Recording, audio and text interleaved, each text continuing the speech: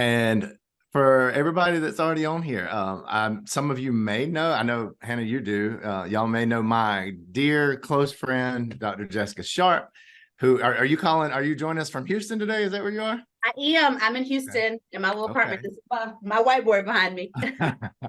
So Dr. Sharp can share with you all more about some of the work she does to whatever depth that she would like. But just as far as I'm concerned, one of the reasons that I asked her to be a part of this series and was grateful that she accepted is not only just the depth of knowledge and content and expertise that she has in this field around serving others, but just she is in the arena. You know, that one of my favorite quotes from Dr. Brene Brown is the man in the arena. Actually, I guess it's a Teddy Roosevelt quote, but she uses it.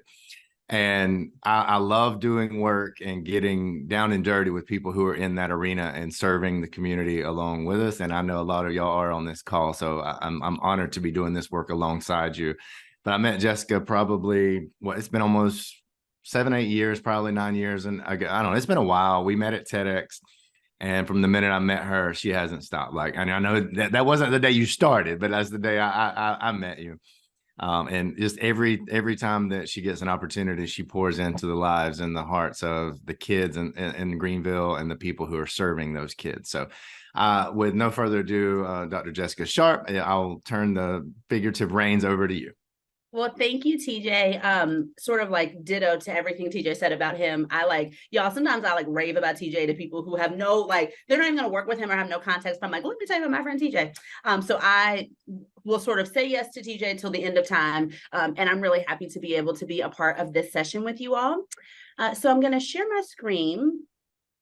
And that's the PDF version. And as TJ said, I'm going to make sure to share these slides with you. And I'm using Canva for my slides, which is a very TJ move, but it just works so well for him that I decided I wanted to try it too. So it's taking a second, but it's moving. There we go.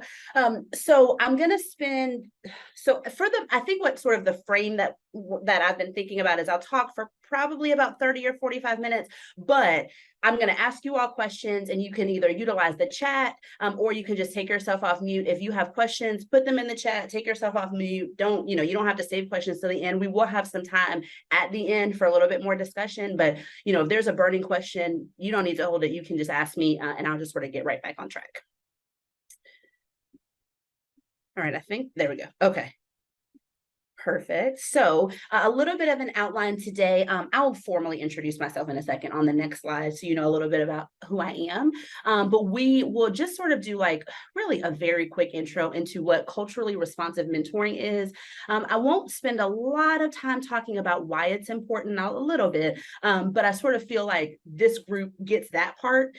So we'll talk just a little high level about it. And then we're going to go through some aspects of it that sort of I found through the research, but I'm going to spend more time talking about two specific components of culturally responsive mentoring, then a few tips and tricks, and then we'll, and I would love to get some feedback from you all during that section, and then we'll do sort of some questions / a discussion. And a little bit more about me and Sharp Brain Consulting. Sharp Brain Consulting is my company. It's my baby, if you will. And we work pretty exclusively with nonprofits at this point. PMAC has been a client, and I love getting to work with nonprofits and especially getting to work with Hannah. But we essentially work to improve the nonprofit sector. I've worked in and around nonprofits for my entire career, mostly in Greenville, actually, even though now I'm in Houston. And so I do training sessions, facilitate meetings, and then sometimes we'll do work around creating policies and really infrastructure to make sure that we're really doing our best work. I love the nonprofit sector. My master's degree is in nonprofits. You might hear my cat in the background, by the way. But I feel like we collectively probably ought to be doing a little bit better by our staff. And I think if we can sort of prioritize employee well-being and belonging, which you'll hear me talk about belonging, I almost always do. And I think it will be better for us and better for the folks that we're serving. A little bit more sort of about me specifically. As I mentioned, I've worked in nonprofits, mostly in Greenville for some time. I have a master's in public affairs, a doctorate in leadership psychology, and my research was on the concept of workplace belonging, which you'll hear a little bit about. But I have been also teaching about the brain pretty much forever, teaching and learning about the brain, so you'll hear some about that as well. And one other thing I sort of want to give you context for why like I am really qualified for this session. I worked at the YMCA of Greenville 2 go-rounds, and I think the first go-round, I was the director of the YMCA Teen Achievers program. Is a mentoring program, and we worked really over the course of my tenure. We started working in schools.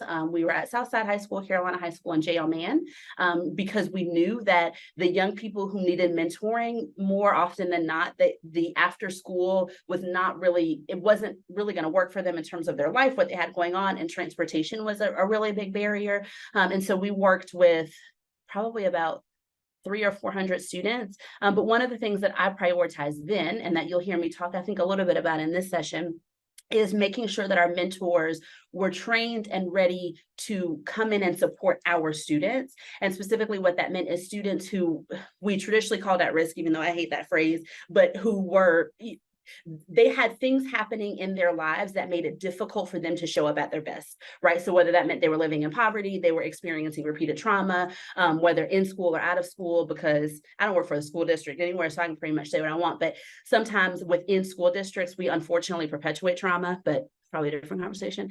And so it was really important to us that we trained our volunteers on how to come in and really support our students. So we did poverty and the brain trainings. We talked some about trauma.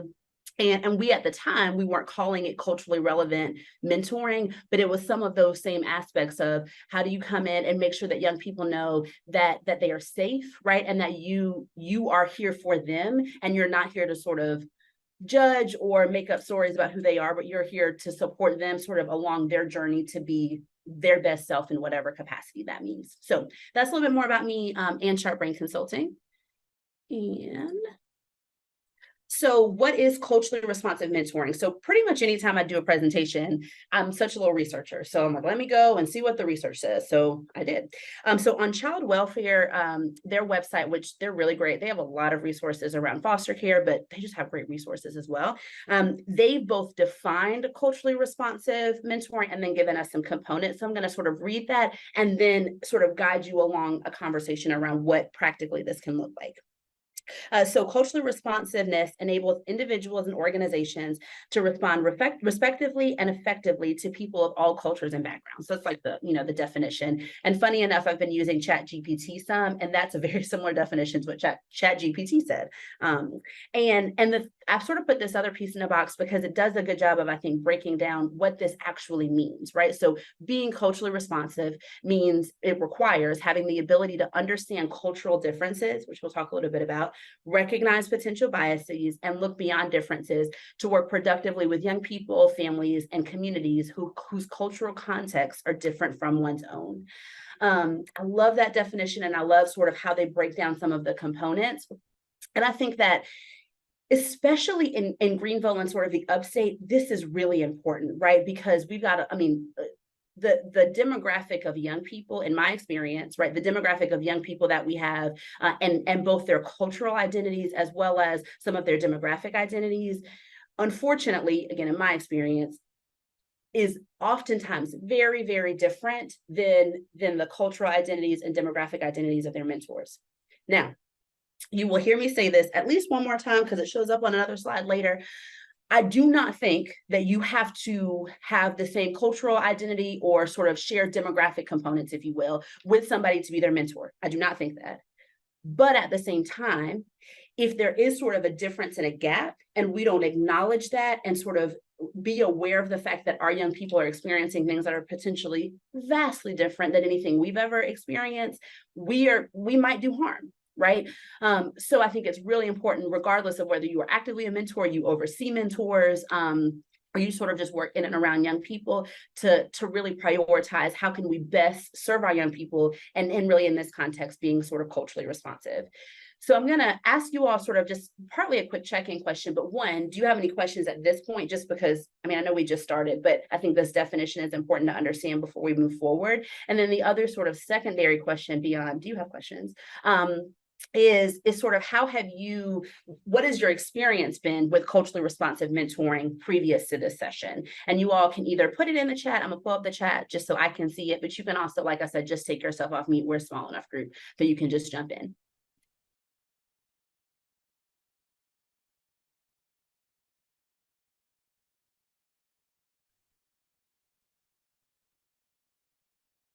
Oh, let me go back to the chat. I'm happy to share for a second. Yeah, go ahead, Hannah. So Sarah, Jasmine, and I work together at PMAC. We're an after-school program and summer camp serving under-resourced families in Greenville.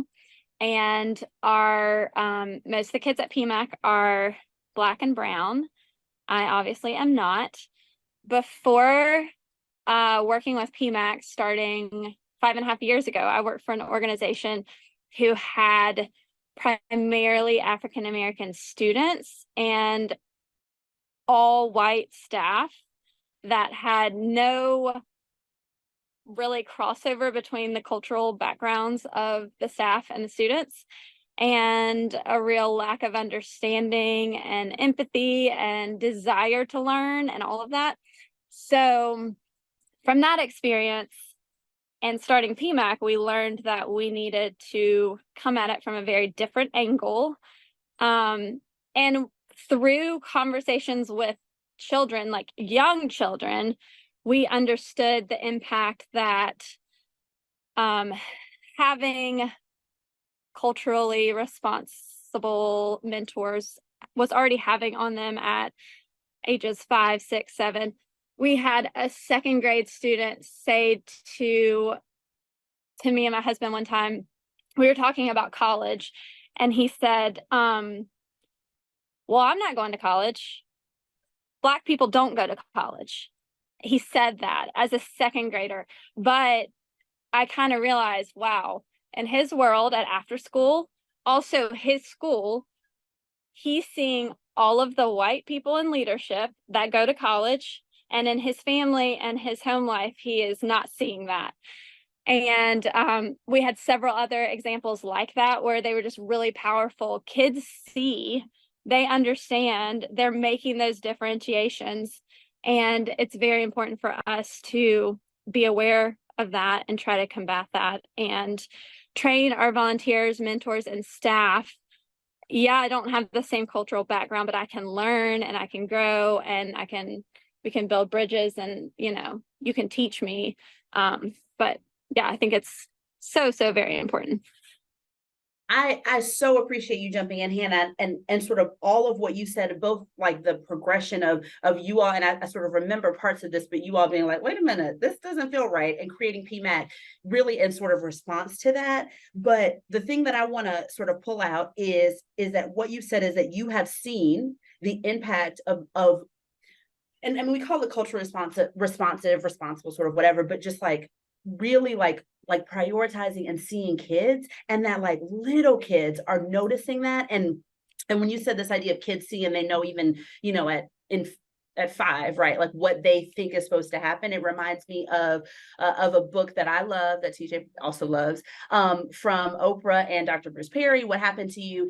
And Dr. Bruce Perry talks about this, like we create this catalog of experiences in our brain, right? And from a neuroscience perspective, it can sort of lead into bias, which we'll talk a little bit about. But all of these things that we see, we hear, all of the things that are happening in our world, we're taking them in. So young people are not just paying attention to what is explicitly said to them about things like their future. They are paying attention, to your point, Hannah, to the fact that all of their leadership, and many of their teachers are white, right? Or that they might have some Black females, but they surely probably don't have enough Black males in leadership. That's what the data says, right? They're seeing the way that the adults are interacting with them versus their peers, right? They're paying attention to all of these things. And the other thing that I wish I had the capacity to influence, but I don't, is that they're paying attention to what is on television.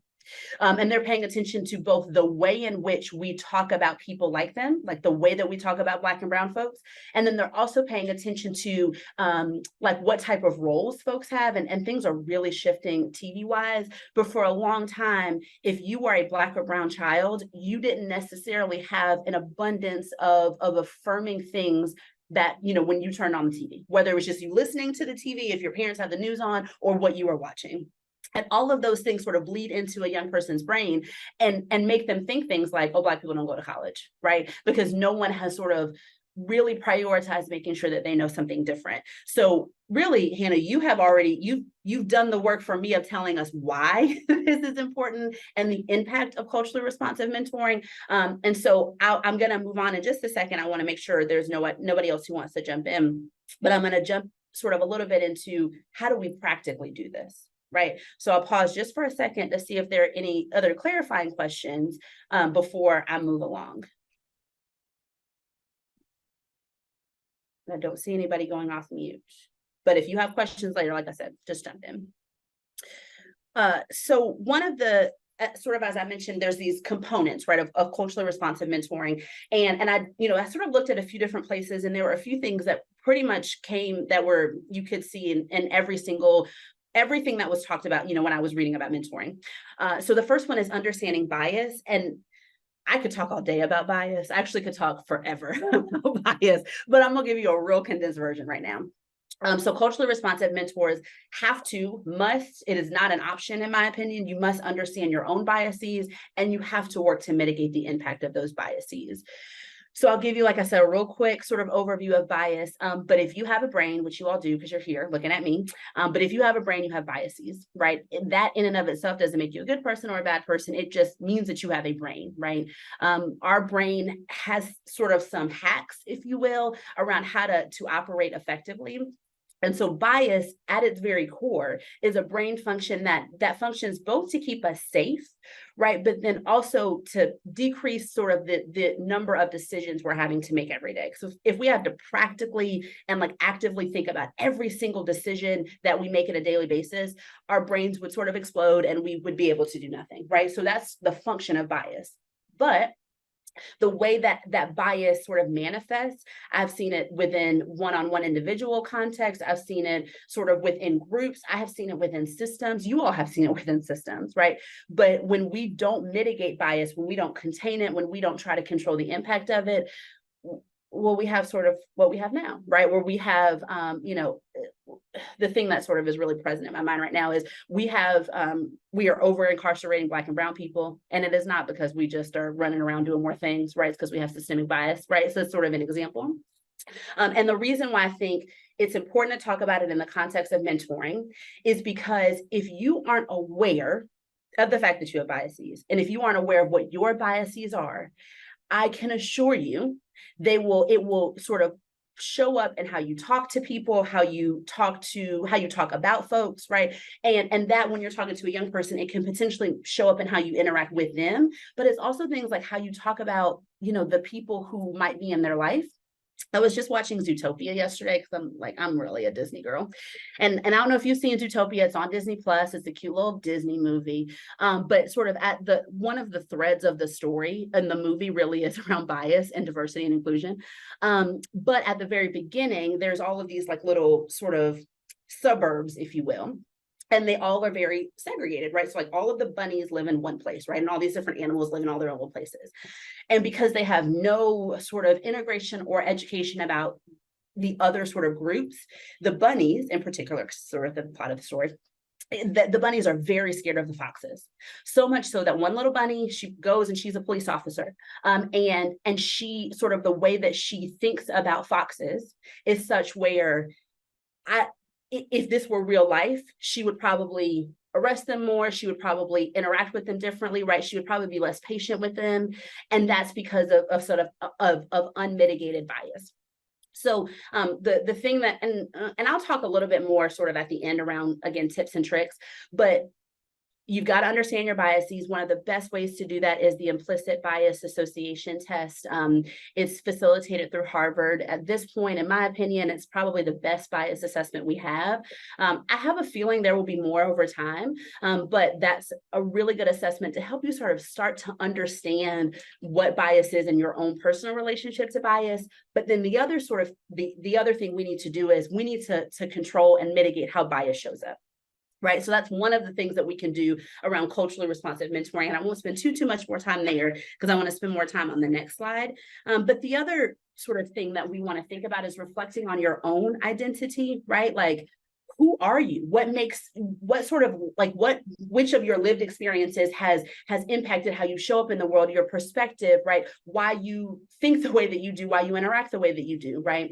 It's really helpful for us to understand that for ourselves, so that then when we're talking to young people, we can be more curious about their identity because we understand our own, right? So I think it's really difficult to actively engage in a conversation and try to understand somebody else's identity and who they are and what makes them tick and what makes them laugh and what makes them all of these things when we don't understand it about ourselves.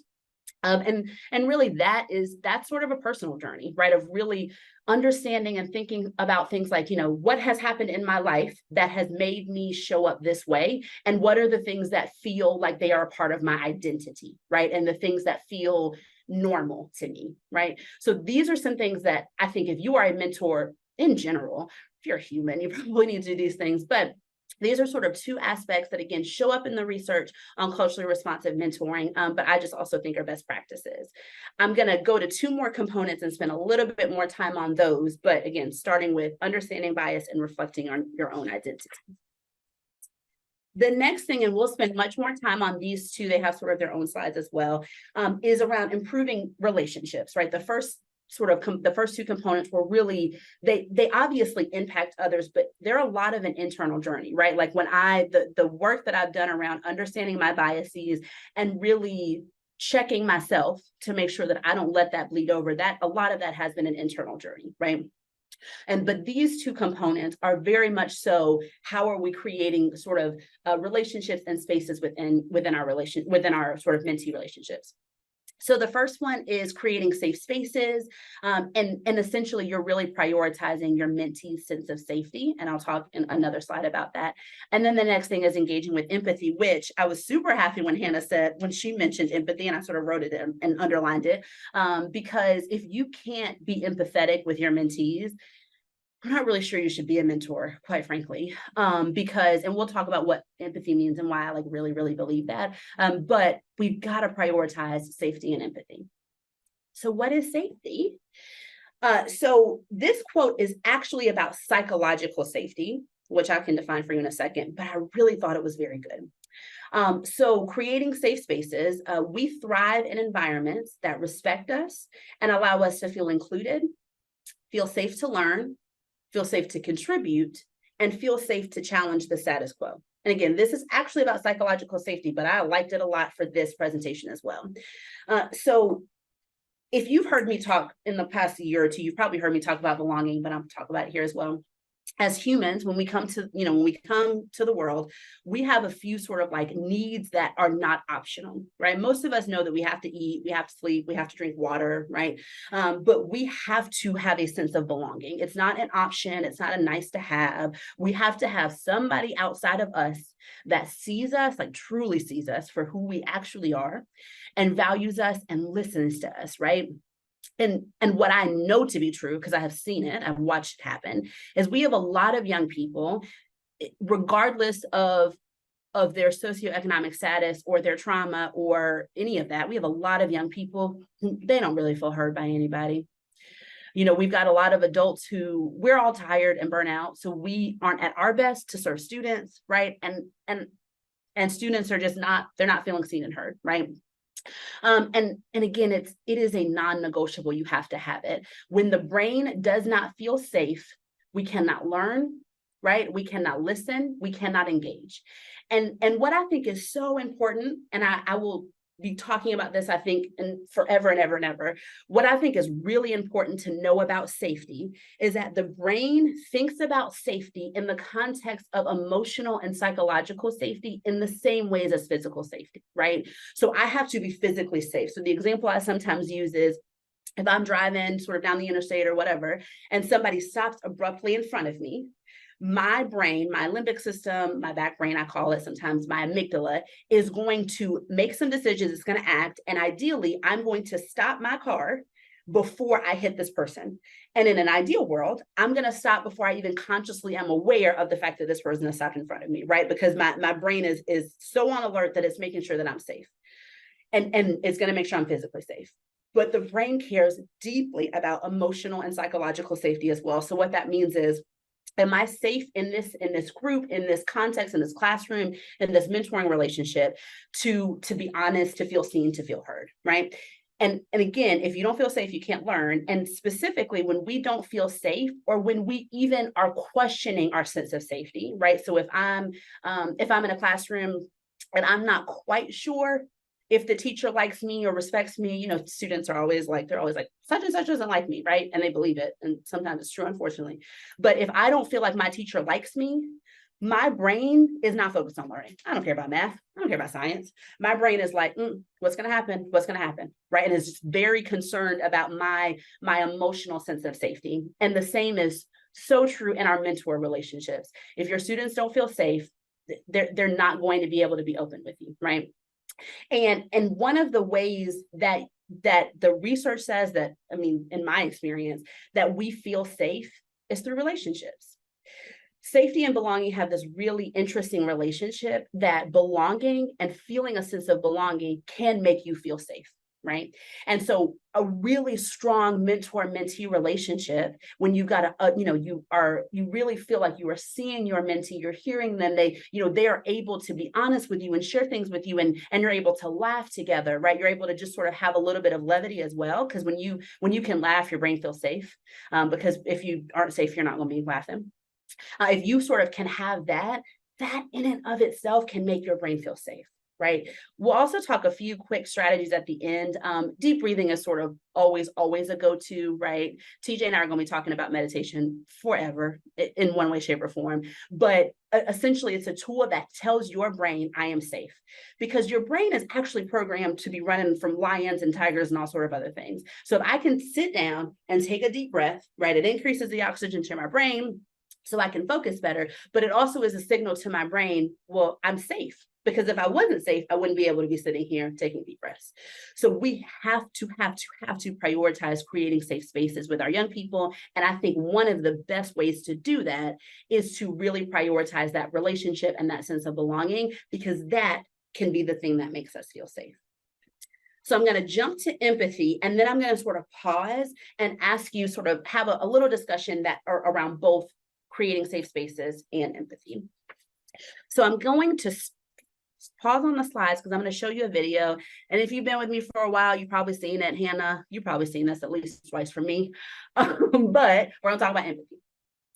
So I think empathy is this thing that is so undervalued. Gosh, I think it is so undervalued. And I also think that empathy and particularly understanding what empathy is and how to engage in empathy can be the tool that helps us create a sense of belonging and create safe spaces within our mentor-mentee relationships.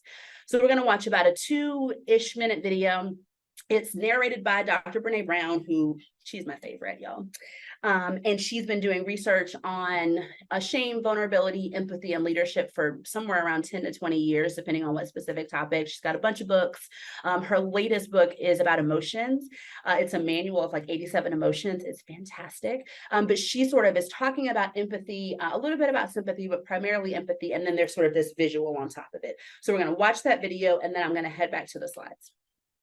Oh, and let me stop sharing because I don't know that I shared it with video. So let me share my screen one more time so that you can actually hear what Brené Brown has to say. So what is empathy, and why is it very different than sympathy? Empathy fuels connection. Sympathy drives disconnection. Empathy, it's very interesting. Teresa Wiseman is a nursing scholar who studied professions, very diverse professions where empathy is relevant, and came up with 4 qualities of empathy. Perspective taking, the ability to take the perspective of another person or recognize their perspective as their truth. Staying out of judgment, not easy when you enjoy it as much as most of us do. Recognizing emotion in other people and then communicating that. Empathy is feeling with people. And to me, I always think of empathy as this kind of sacred space when someone's kind of in a deep hole and they shout out from the bottom and they say, I'm stuck, it's dark, I'm overwhelmed. And then we look and we say, hey, you climb down. I know what it's like down here, and you're not alone. Sympathy is, ooh, it's bad, no. You want a sandwich?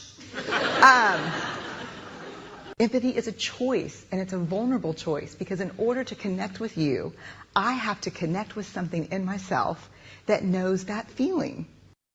Rarely, if ever, does an empathic response begin with at least. Yeah. And we do it all the time. Because you know what? Someone just shared something with us that's incredibly painful, and we're trying to silver lining it. I don't think that's a verb, but I'm using it as one. We're trying to put the silver lining around it. So, John's getting kicked out of school. At least Sarah is an A student. But one of the things we do sometimes in the face of very difficult conversations is we try to make things better. If I share something with you that's very difficult, I'd rather you say, I don't even know what to say right now, I'm just so glad you told me. Because the truth is, rarely can a response make something better. What makes something better is connection.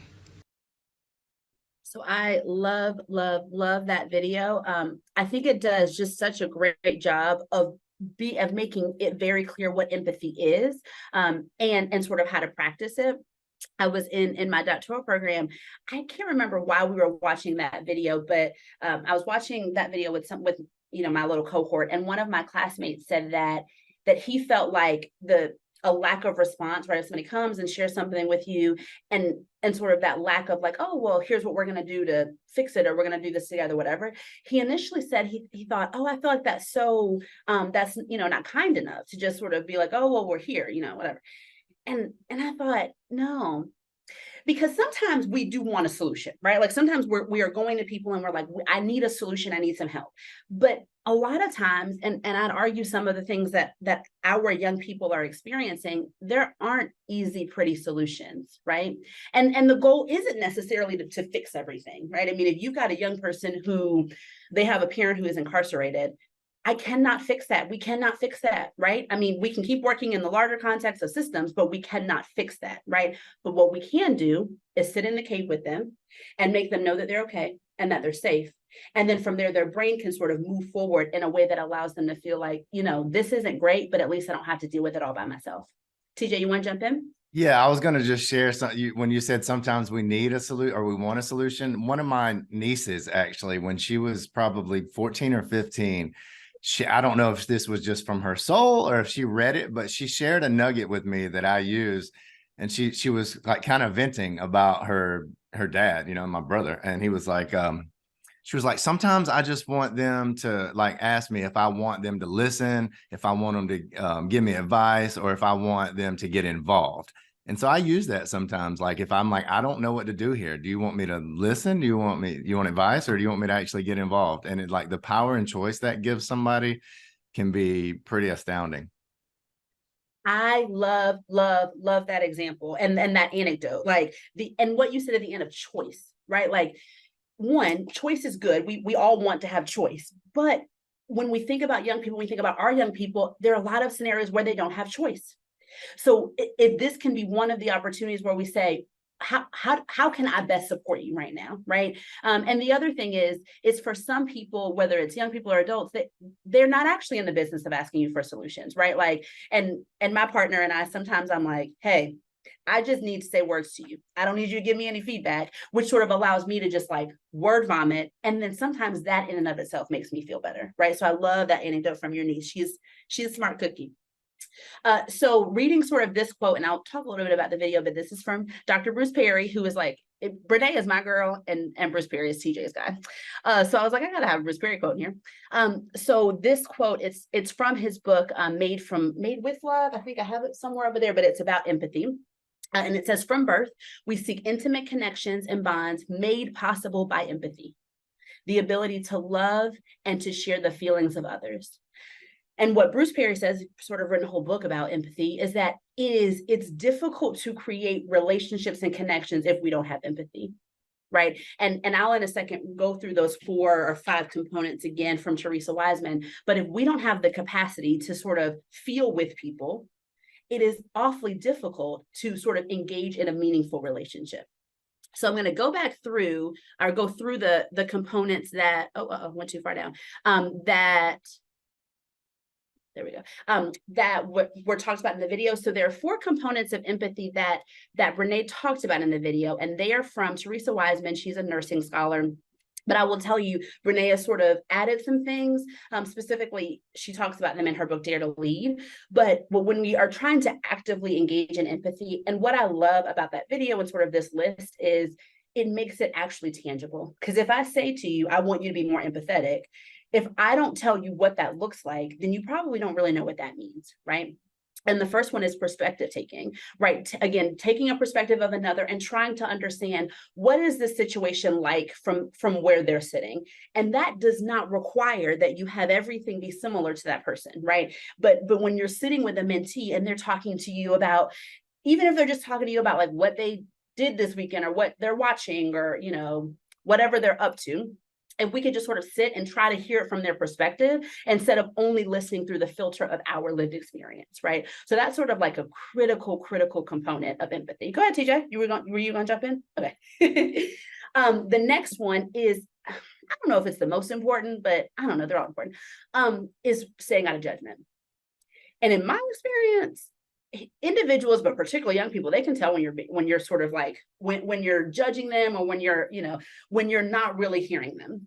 And I mean, this is just the really biggest part. And I think that this non-judgment piece can sometimes be tricky. I think probably with young people, but I think in general, it can be tricky because it is sort of our natural tendency to say, to be a little bit, not negative. I don't want to sort of be super dramatic, but it's even down to things like sometimes I'll talk, you know, I'll be listening to people or talking to people about even like TV shows or movies or all sorts of things. And I'll hear people say things like, well, they could have done this better, or this better, or this better, as opposed to just being like, I really liked that movie, right? I feel like we are just naturally sort of coming up with ways that we think things should be better, as opposed to just sort of sitting in it and saying, I enjoyed this movie, right? Or just listening to a conversation with your mentee and not trying to make value statements and value judgments around what they're doing and sort of how they're doing it. And I think that part is, now that I'm sort of thinking and talking, is especially true with your mentees who have different lived experiences than you have. The next one is recognizing emotions. And in the video, Brene says recognizing emotions and communicating those emotions. And she talks about that in one of these books. But then in Dare to Lead, she sort of, and either in Dare to Lead or Atlas of the Heart, she sort of shifts. And I appreciate this because what she said is that when you're recognizing and sort of communicating emotions, it's best to just sort of be mindful, which is why she added mindfulness, because different emotions can show up in similar ways, right? And so what I mean when I say that is if I am angry or if I am sad, it might still manifest in the same way. I may still cry if I am angry, right? Or I may cry if I'm sad, but the emotion underneath might be, you know, it could be one or the other, because again, emotions sort of manifest in different ways. The other thing that's important when we think about emotions is that anger in particular is what we call a secondary emotion. So what that means is that there's generally always something underneath anger. So if you are really mad about something, more than likely, there's something underneath that. Either there's a value of yours that's been stepped on. That happens to me a lot. Where I am angry because, like, if I see injustice, it makes me like real mad. It makes me like violently ill, almost like I can't take it.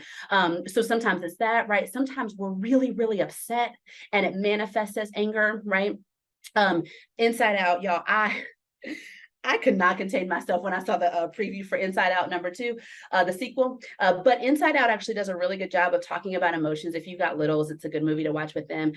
But all of that to say, when we're engaging in empathy, we at least need to work to try to understand or try to like glean what that there's an emotional response, right? Even if we don't necessarily understand the exact emotion underneath that, right? We can at least acknowledge and say, oh, this feels like this is a lot for you, or like, this feels like this might be making you really sad.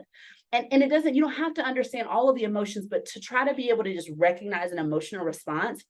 I was on Instagram and I saw this little clip from Simon Sinek, who's talked about leadership for quite some time. He's got a really, really good TED talk about sort of the circle of why and why we do things. But he was saying that sometimes when we are trying to match emotion, right, with like rationality. So what he says, like, if you're in a conversation with somebody and they are very emotional, because we're humans, so sometimes we are emotional. If you try to match them with like super like a rational way of thinking, I'm like, well, you shouldn't be upset about this, right? They don't go together, right? And in my experience, trying to hit rational with emotion just makes the emotion more intense. So instead, what we can do is if you see a young person, or if you're engaging with a young person and they're really, emotional about something, the response can be as simple, quote, simple as, it seems like you were really upset about this. Like, and just sitting with it and just saying that and then letting them say more words, right? Because again, solutions are not necessarily what we're trying to do here. We're just trying to sit in a cave. Because in my actual experience, I can tell you when you're having a hard time, sometimes all you need is just like, I'm not in this all by myself, right? And somebody sees me. So recognizing emotions. And then the last one is practicing mindfulness. And she added this in Dare to Lead.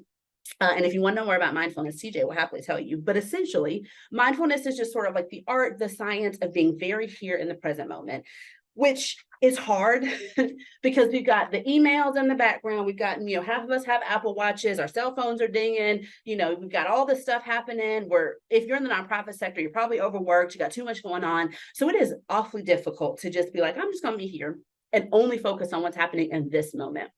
It is difficult. But if you can sort of bring yourself to the moment, even if it is only in the conversations you have with your mentee, that idea of being mindful, it allows your brain to be as open to you as possible and for you to maximize how you are showing up in that relationship, in that conversation. And I'll give you sort of a quick example, and then I've got one or two more slides, and then I'll get some feedback from you all. So a number of years ago, I don't remember when because time is weird. But one of my go-rounds at the YMCA, we were taking some young people on a bus trip. It was a service trip. It's called Y-Core. And you take some kids on a bus, you sleep on YMCA floors or church floors, and you do community service, right? And this was our maybe second or third of this type of trip. And we had a young person on the trip who, and I say this in this context, so I think it's important.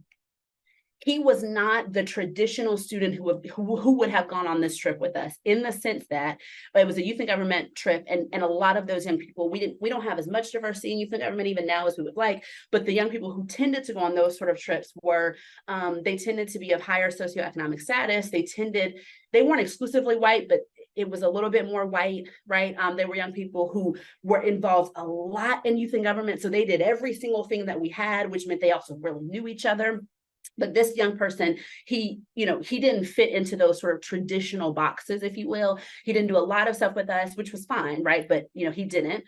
He was Black, he was a boy, and which we're a little curl happy with youth and government. And his family, at the time, anyway, lived in poverty. And so we went on this trip, and that young man made a choice that meant he had to get sent home. But the problem is we were in, I don't even know what state we were in, not South Carolina. And so essentially we had to call his mom to say, hey, we have to send him home and you have to be the one to figure out how to get him home from where he is, right? That's the call we were going to make. But we knew this mama's not going to be able to manage at the drop of a hat. Let me fly my kid from wherever he is back home. So when I sort of called to say, hey, your kid's got to go home, and we're going to work with you, but you got to figure out how to get your kid home. It was like, all I try to do was engage in empathy, because I am not a parent, right? I am not, everything about sort of that perspective was different, because I'm calling this mama to say, hey, this is this thing you have to now deal with. And that's not my lived experience. So, what I did is I like went away in sort of a separate space so that I could be mindful. I didn't want to have any distractions. I wanted to be able to focus just on this conversation with her. And then I tried to be as calm as I could be, so that it could sort of, in theory, set the tone. Because the story that I made up, and I was right, is that she'd be emotional, and not that she would be mad at us or any of that, but like, nobody wants that phone call, and for so many reasons, right? And so I was able to sort of practice empathy and again, sit sort of away from folks, be mindful, and try to understand her perspective, and just do a lot more listening than talking, right? Because ultimately she needed to sort of process a little bit with me. And I sort of had a feeling going in, right? And we brainstormed some together. So we did do a little bit of solution orientation, which, you don't necessarily have to do with empathy. But I use that example to say, it is 1000% possible, and you all know this, right? I've seen Hannah do this sort of thing all the time, but it is possible to have difficult conversations with folks whose lived experience is different from you, but to also have it in a way that is rooted in empathy and connection and humanity, and isn't going to sort of make things worse. Because the way we could have called that mama was to say, hey, you got to figure out how to get your kid home. Let us know you got an hour or whatever. I mean, we could have been very sort of transactional about it, but there are other ways to sort of engage with people. So again, with empathy, we have to do perspective taking, and that requires asking questions and being curious and just listening. Right. And so even if it's things like when you are with your mentee, just sort of asking, like, what are you up to right now? What have you been doing? What do you do in your free time? And just asking them questions to understand their perspective, remaining out of judgment, even if they do things that you don't necessarily think, you wouldn't necessarily do if you were a kid, or you're like, I don't love that. Trying to just sort of sit in that with them and listen to them. And then when they are having an emotional experience, and even if they're really happy about something, right, you can say like, oh, it seems like you're really excited about this, like sharing in that emotion as well. And then trying as much as you can to practice mindfulness. We all probably need to do it a little bit more, but at a minimum, trying to do it when you're with your mentees. So I sort of have a little bit of like a tips and tricks, if you will, and then I'll share these, and then I'll pause and sort of ask you all for your feedback. So when I sort of thought about high level, all the things that I think we need to do in terms of being culturally responsive mentors, when in doubt, lean on relationships. Because again, the relationship is the thing that makes us feel safe, right? It is the thing that makes us feel like everything is actually going to be okay. It's not having a solution. It's not any of that. It's the relationship. Practice non-judgment. I put that here because I think that is so true, especially with young people. The other thing I didn't really put on here, it was rattling in my brain the other day, but is around being authentic. And I think Hannah actually does this very well. Especially if you are sort of have a different set of cultural identity or demographics from your young people, the thing to not do is to try to just like be like them, right? Like that's, you can, if there's a show they want you to watch, you can, those sort of things, but you just need to be you, because young people can also tell when you put on a show for them. And so I would rather you just show up as who you are, whether they think that you are, like young people, they be thinking I'm lame, all that stuff. I don't care, because they know that I am just showing up fully authentically as who I am. So that's sort of another piece that wasn't fully in here, but it's rattling around in my brain. So the next thing on here is practice non-judgment. And then please take care of your brain. And sometimes that's going to be, things like mindfulness, right? It's especially when you're sort of in conversation. The other sort of like quick little tips I would recommend is before going into a conversation with your mentee, like if maybe it's, through Upstate Mentor and you're going to the school, right? Before you walk in to see them, take a few deep breaths. It doesn't have to be long, right? You can do it in your car. You can do it with an app. You can take deep breaths anywhere. But if you can just sort of set your brain up for success, then that means when you go into that conversation, you're able to fully be curious. You're able to fully listen, right? And I know that we all have things that we're carrying that are, that sometimes they feel really heavy. But in this situation specifically, the thing that I would charge all of us to do is like try to put this up here on this shelf for just a little minute, and then go into your conversation with your mentee, sort of fully focus on them. Because the thing that like sometimes like actively breaks my heart is that a lot of the young people who you all are mentoring, and a lot of the young people that are like, you know, that are our kids that have difficult lives, they don't have a lot of people who are just sitting with them and just listening and talking and having a good time with them, right? Because for many of them, both what the research says and in my lived experience, for many of them, they have parents who love the hell out of them, but they are busy and they are overworked and they are tired and their nervous systems are dysregulated. So they don't always have the capacity to really like sit in the cave with their kid, right?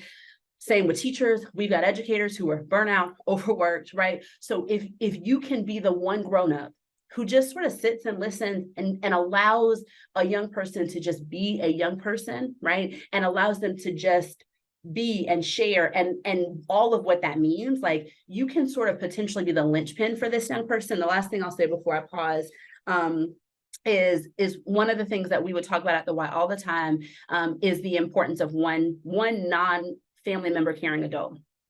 And if you've got one adult who you know cares about you, who you know like this person is important to you, or that you know that you are important to this person, that one grown-up can be enough for you to feel like everything is going to be okay.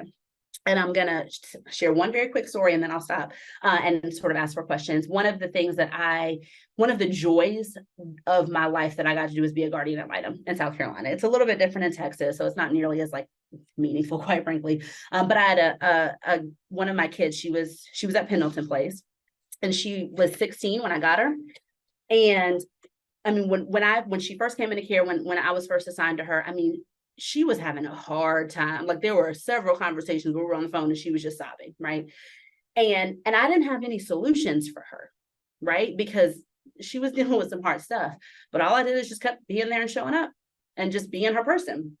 And her transformation, it was so much that like by the time that she was sort of aged out and sort of was, beyond that part of her life. I mean, I don't want to say she was a different person because she was always a little bit of who she was, but she was a much more stable and healed person. And it's not because I'm special or I'm any of that. It's because she had somebody who cared about her. And that sounds so easy and simple, but it is so, so, so, so important. So I'm going to stop sharing my screen just because it's a little bit easier for me to see, the individual little boxes. But if you have actual like content related questions, please let me know. But the thing that I would love to sort of hear from you all in our last few minutes together is how feasible do you think that some of these tools and tactics are with either in your specific relationship with young people or in the relationships that you will sort of cultivate? Like I know with you, Hannah, like you've got relationships with individual young people, but you also are helping other adults be with young people. But the question is, how feasible are some of these like tools and tactics? That's my first question. And again, you can put it in the chat or take yourself off mute. I know it's lunchtime.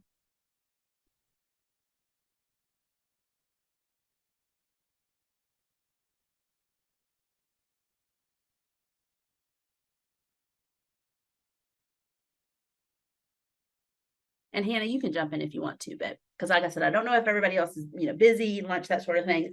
But I think that they're feasible, but I sort of want to hear from you all a little bit too. Yeah, I think they're definitely feasible. It takes intentionality and planning, and it takes good training and accountability. Obviously, because of you and TJ, we're big Brene Brown fans, and Bruce Perry. Our staff just finished The Boy Who Was Raised as a Dog. Oh. And over and over and over and over and over and over and over, the whole book, it comes back to the one caring individual, the one caring adult that made the impact.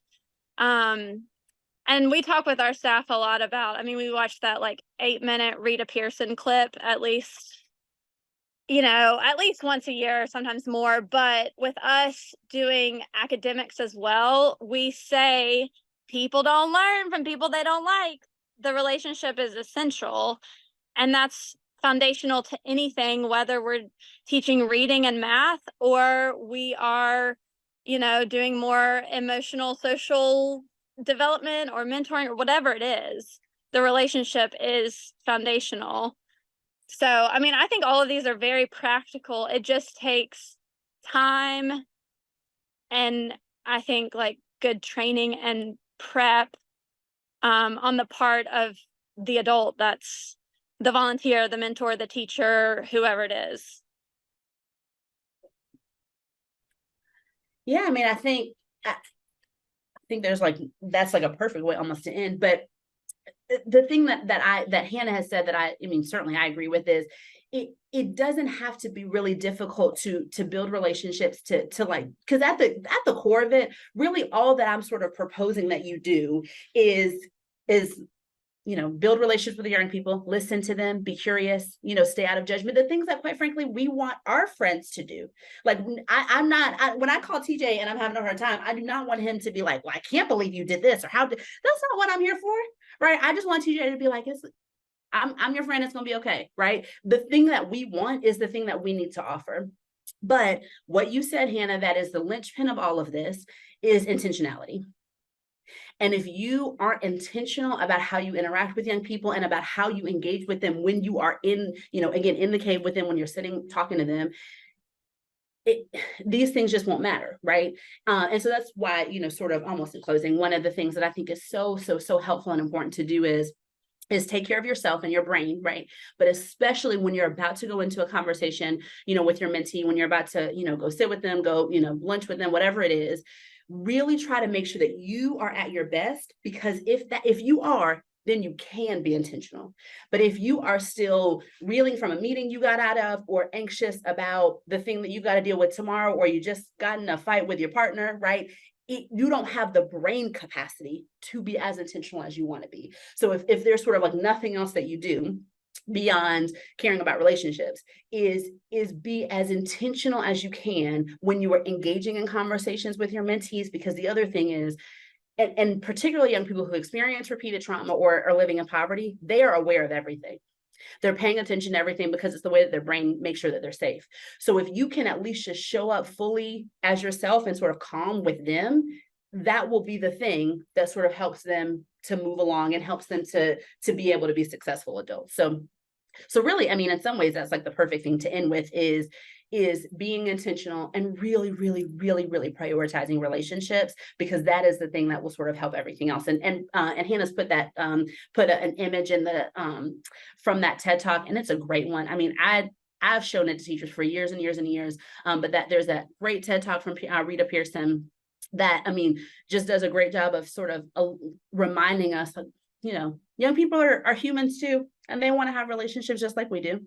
But I'll sort of, if there are any other questions, like content questions, feel free to let me know. But I think sort of otherwise, we can sort of wrap up here, and TJ will send out the recording and he'll send out the slides.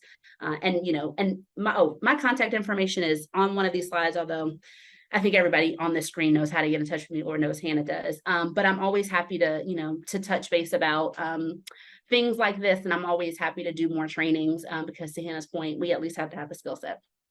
And Jessica, I put your website in the chat along with, I think, every other link that we talked about. I know, I love it. I love you just putting all the things in the chat. Oh, it makes me happy. Well, thank you all for being here. Jessica, thank you again, and for your willingness to share this on in perpetuity. I'm sure that there's a lot of other mentors, and not only that are mentoring with SDA, but that are mentoring students around Greenville and Charleston that'll get a lot of value out of this. So you will be, pouring into the lives of mentors and our kiddos for years to come, even, just through this presentation. So thank you, Hannah. I appreciate it. Jasmine, Sarah, Gabby, thank y'all for logging on, and y'all have a good rest of your day.